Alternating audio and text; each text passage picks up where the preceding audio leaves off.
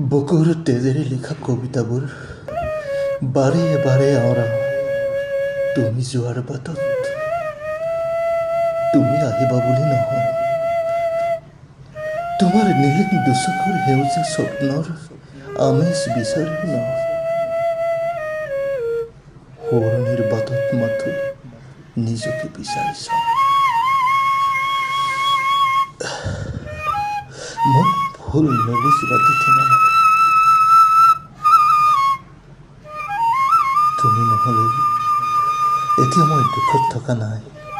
প্ৰতিটো নিশাই সপোনতে উমলি থকা মোৰ বুকুৰ উপত্যকা।